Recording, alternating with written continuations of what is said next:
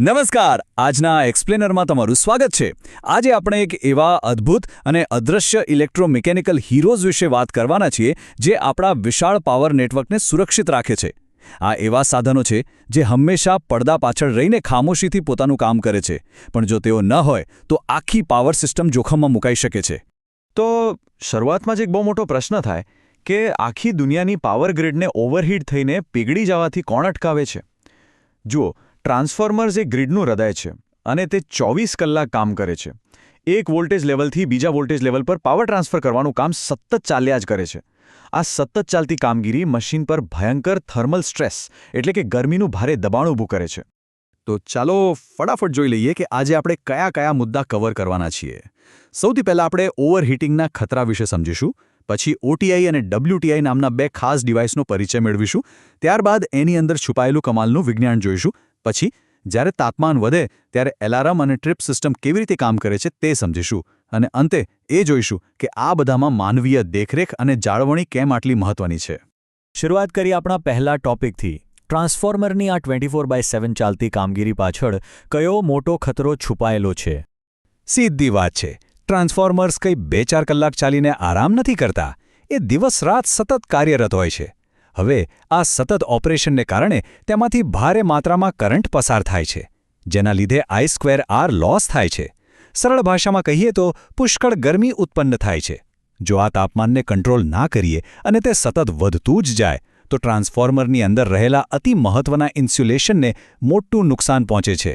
અને એકવાર insulation damage થયું એટલે સમજો કે વાઇન્ડિંગ ટુ વાઇન્ડિંગ અથવા વાઇન્ડિંગ ટુ કોર ફોલ્ટ થઈ શકે છે. આ એવો ફોલ્ટ છે જે આખા ટ્રાન્સફોર્મરનો કાયમી ધોરણે નાશ કરી શકે છે. આવા ભયંકર વિનાશને ટાળવા માટે જ સિસ્ટમમાં બે ખાસ મોનિટર્સ મૂકવામાં આવ્યા છે.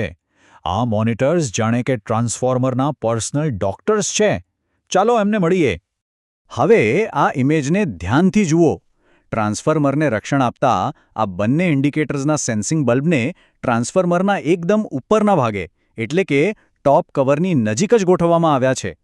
આ બે સેન્સર્સ એટલે ઓઇલ ટેમ્પરેચર ઇન્ડિકેટર OTI અને વાઇન્ડિંગ ટેમ્પરેચર ઇન્ડિકેટર WTI. તમને થશે કે આને બરાબર ઉપર જ કેમ રાખ્યા છે? બહુ સિમ્પલ લોજિક છે. જ્યારે ઓઇલ ગરમ થાય ત્યારે ગરમ પ્રવાહી અને ગેસ હંમેશા ઉપરની તરફ જ આવે છે, એટલે કે સૌથી વધુ તાપમાન ટોપ પ્લેટની નજીક જ નોંધાય છે.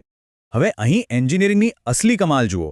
OTIમાં સીધું જ સેન્સર બલ્બ મૂકીને તેલનું તાપમાન માપી લેવામાં આવે છે. કામ ખતમ. પણ WTI માટે આટલું સહેલું નથી.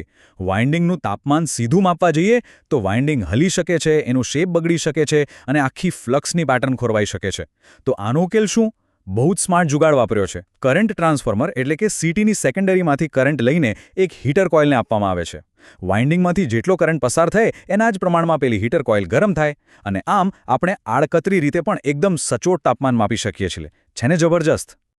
આ ઇલેક્ટ્રોમિકેનિકલ સાધનો માત્ર તાપમાન માપતા નથી, પણ તે અદૃશ્ય ગરમીને યાંત્રિક ગતિમાં એટલે કે મિકેનિકલ મૂવમેન્ટમાં ફેરવે છે.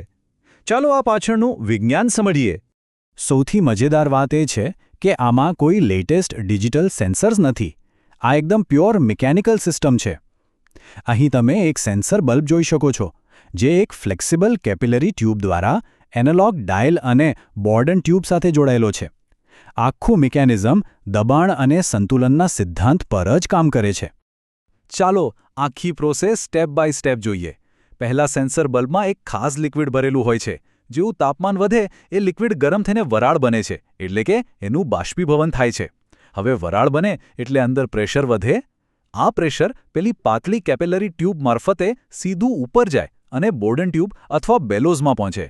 પ્રેશરના કારણે આ બેલોઝ ફૂલે છે એટલે કે વિસ્તરે છે, અને બસ આ જ મિકેનિકલ એક્સપાન્શન ડાયલ પર રહેલા પોઇન્ટરને યાંત્રિક રીતે ધક્કો મારે છે અને આપણને ડાયલ પર રીડિંગ જોવા મળે છે. હવે આવે છે સૌથી થ્રિલિંગ પાર્ટ. જ્યારે આ તાપમાન ખરેખર હદ પાર કરીને રેડ ઝોનમાં પહોંચી જાય છે ત્યારે શું થાય છે? જુઓ, આ માત્ર તાપમાન દેખાડતા ડાયલ નથી, આ ખરેખર સિસ્ટમના પ્રોટેક્ટર્સ છે. જેવું તાપમાન ડેન્જર લેવલ ક્રોસ કરે, અંદર રહેલી S1 અને S2 નામની મર્ક્યુરી સ્વિચો કોન્ટેક્ટ બ્રિજ કરી લે છે. S1 સામાન્ય રીતે એલાર્મ વગાડે છે અને S2 ટ્રિપિંગ માટે છે. જરૂરિયાત મુજબ આ સિસ્ટમ ટ્રાન્સફોર્મરના કુલિંગ ફેન ચાલુ કરી શકે છે, ઓઇલ મોટર્સ ચાલુ કરી શકે છે અથવા તો ઝડપી ઠંડક માટે નાઇટ્રોજન ગેસ છોડી શકે છે. અને જો વાત એકદમ હાથમાંથી નીકળી જાય તો છેલ્લા ઉપાય તરીકે તે એલવી સાઇડના બ્રેકર્સ સ્ટ્રીપ કરીને આખા ટ્રાન્સફોર્મરને સપ્લાયમાંથી જ કાપી નાખે છે. આ ટેબલ પર એક નજર નાખીએ એટલે ખ્યાલ આવે કે સિસ્ટમ કેટલી ચાલાકીથી કામ કરે છે. OTIમાં એલાર્મ 80 ડિગ્રી પર અને ટ્રીપ 90 ડિગ્રી પર સેટ હોય છે, પણ WTIની કમાલ જુઓ, એ છેક 95 ડિગ્રીએ પહોંચીને ટ્રીપ કરવાની રાહ નથી જોતું, એ પહેલાં જ એક્શન લે છે. 64 ડિગ્રીએ પહોંચતા જ ફેન ચાલુ કરી દે છે.